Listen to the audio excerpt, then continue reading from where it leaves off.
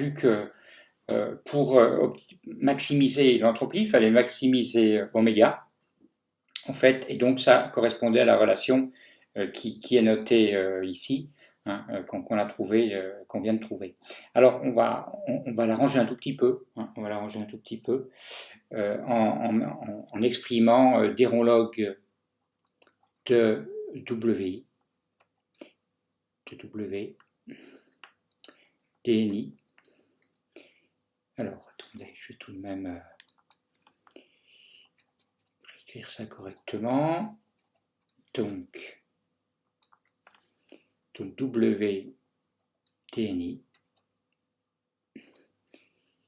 sur DRONI qui est égal à, vous voyez, ça s'arrange un petit peu. On va passer l'epsilon et le lambda de l'autre côté et on a un moins 1 sur KB, la constante de Boltzmann, facteur 2.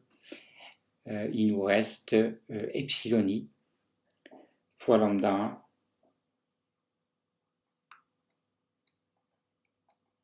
plus lambda 2. Voilà. Donc ça, on doit le réaliser pour tout i. D'accord? Bon, donc c'est la relation qui est le résultat qui permet, ce sont les relations qui permettent de trouver le maximum de l'entropie, donc l'état d'équilibre. Alors maintenant, on va utiliser l'expression de l'entropie, qui est l'entropie de Boltzmann, hein, de la relation de Boltzmann. Donc S, c'est KB log de W de tous les Ni. Voilà. Il n'y a qu'une parenthèse. Et donc on va effectuer une transformation infinitésimale de cette entropie, une transformation réversible qui est associée en fait à une absence de changement des paramètres extérieurs. Hein. Donc on fait juste une transformation infinitésimale, on ne change pas le volume, le champ magnétique par exemple, hein, ça reste constant, il n'y a pas de travail effectué. Et donc finalement, l'entropie qui est une fonction d'état, ça nous permet de et va être modifié hein, d'une quantité ds qui est la différentielle de cette fonction d'état, qui est tout simplement kb d de log, et c'est une dérivée droite, hein, de w de ni. Voilà. Donc ça, c'est l'expression de cette variation infinitésimale d'entropie, et on va pouvoir remplacer d de log de w de ni de la façon suivante, donc KB, et d de log de W de NI, ben vous savez que c'est tout simplement, donc c'est une fonction de n variables, et donc c'est tout simplement la somme sur I de 1 à I max, hein, d rond log de W de NI sur d rond NI, dNI. Puisque W ne dépend que des NI. Voilà.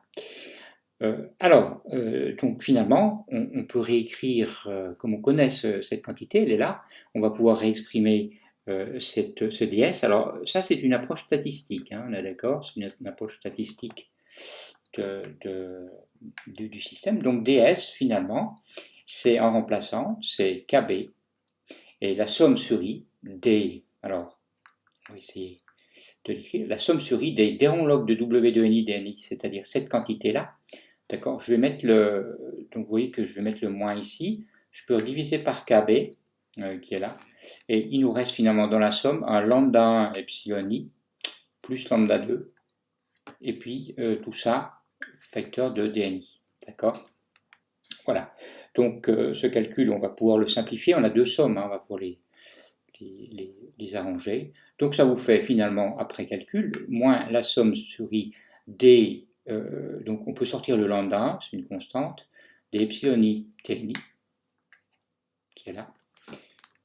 Voilà. Et il nous reste un moins somme sur i t lambda.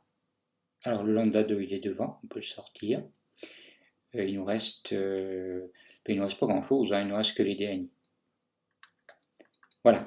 Donc on a cette expression qui est là, hein, qui est l'expression de l'entropie. D'accord. Et donc on va maintenant arranger un tout petit peu ça, puisque finalement on sait que quand on fait cette transformation infinitésimale, on sait que U c'était la somme des epsilon i et des ni. Hein, d'accord. Donc finalement, ça vient à dire que du c'est la somme sur i t epsilon i dni.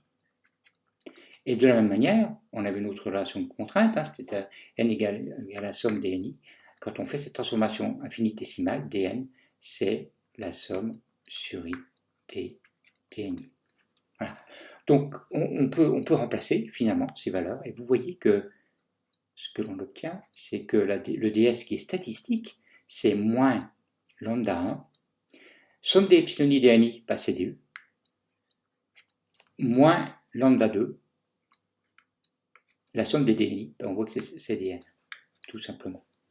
Bon, alors, à partir de là, on va pouvoir donc continuer sur notre calcul, si je retrouve mes notes. Voilà. Alors, on peut en déduire par identification. Donc on sait que ça, c'est, si vous voulez, c'est une approche statistique de l'entropie. C'est une dénomination, hein, c'est pas l'entropie elle-même. L'entropie elle-même, elle est unique. Hein, il n'y a pas d'entropie statistique et thermodynamique, mais c'est une manière de l'exprimer. Par contre, si on reprend l'expression thermodynamique de cette entropie, ben on sait, hein, on l'a vu tout à l'heure, que ds c'était 1 sur t du, ça c'est le premier principe, hein, moins mu sur t, c'est dn. Donc on peut identifier ces deux relations et on en déduit que,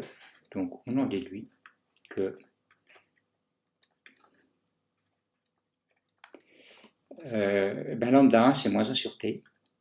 Premier multiplicateur de Lagrange, il est l'inverse de la température, un signe près, et que lambda 2, il est égal à, alors lambda 2, ça fait mu sur t, tout simplement. Voilà les deux valeurs des multiplicateurs de Lagrange qui correspondent à l'état d'équilibre, hein, c'est-à-dire à cette entropie définie avec l'expression inversible de la quantité de chaleur. Et donc on a fini par trouver les deux multiplicateurs de Lagrange qui nous permettent de calculer maintenant cette entropie. Donc c'est ce qu'on va faire. Hein. Alors on avait vu tout à l'heure que le déron W des NI, je ne sais pas si je l'ai encore au tableau, je vais regarder. Voilà, le déron W de NI c'était 1 sur KB, etc., etc. Je vais maintenant remplacer cette expression ici, hein, qui est en haut, là, en remplaçant lambda 1 et lambda 2, d'accord. Voilà. Donc ça me donne tout simplement le déron log de W TNI divisé par le déron NI, qui est égal à, alors on peut vérifier, hein, vous voyez, il y a un lambda 1 epsilon i sur KB, d'accord. Lambda 1 c'est 1 sur T, c'est moins 1 sur T, il s'élimine avec le moins qui est devant. Donc ça nous fait 1 sur KBT que je vais mettre au dénominateur, ici, KBT. Et donc le lambda, il y avait un, alors on va reprendre, vous voyez, on avait un epsilon i. Et puis après on a un lambda 2 dans la formule, donc on voit qu'on a un epsilon i et que le lambda 2 nous donne un moins, j'ai déjà factorisé le mu, et puis il y avait un signe moins devant, hein, moins mu sur t. Voilà. Donc, je vais essayer d'y arriver. Voilà, donc vous voyez, il y avait un moins lambda 2 sur kb. Moins lambda 2 sur kb, ça fait moins mu sur kbt, moins mu sur kbt. Voilà, donc là, on a une formule importante. Alors ça, c'est vrai pour tout i. Hein, pour tout i. Donc on a une formule importante qui nous donne la dérivée de log de la probabilité thermodynamique par rapport à chaque nombre de particules qui est égal à epsilon i moins mu sur kVt. Mu, c'est le potentiel chimique du système, on aura l'occasion d'en revenir sur sa signification physique, mais vous l'avez déjà vu a priori. Epsilon i, c'est l'énergie, associée les énergies, telles qu'on les a décrites au niveau quantique. Voilà. Donc finalement, cette fonction oméga, qu'on avait vue tout à l'heure, qui était u, vous vous rappelez, c'était un moins, il y avait un moins s sur ou plus S sur lambda 1, ben ça nous fait moins TS, d'accord. Et puis on avait un plus lambda 2 sur lambda 1, vous regardez lambda 2 sur lambda 1, ça fait un moins mu fois n, moins n mu. C'était l'expression qu'on avait définie avant pour oméga. Alors, cette fonction qu'on a finalement maximisée, hein, et donc, quand on fait ça, on s'aperçoit que les paramètres, ici T et mu, qui sont finalement liés au multiplicateur de Lagrange, correspondent au maximum de l'entropie. Hein. Donc, il suffit de maximiser cette fonction pour trouver l'entropie. Voilà. Alors, cette fonction, elle a un nom, on l'appelle la fonction, c'est une fonction thermodynamique essentielle, qui est générale, qui marche dans tous les cas. C'est ce qu'on appelle la fonction grand potentiel. Grand potentiel. Voilà. Donc, alors, une remarque par rapport à ça, c'est que vous avez certainement vu le fait que la fonction de Helmholtz, qu'on appelle f, c'est u moins ts. Oui. Et puis il y a une autre fonction qu'on appelle la fonction de Gibbs, que vous connaissez aussi, on peut montrer que c'est n mu. Quand on a une substance unique, hein. Sinon c'est somme des n i mu i. Et donc on s'aperçoit que oméga, c'est égal à f moins g. Voilà, c'est un résultat qui est pratique quelquefois pour faire des calculs. Il faut minimiser la fonction f moins g pour trouver le maximum de l'entropie. Voilà, c'est comme ça qu'on fonctionne.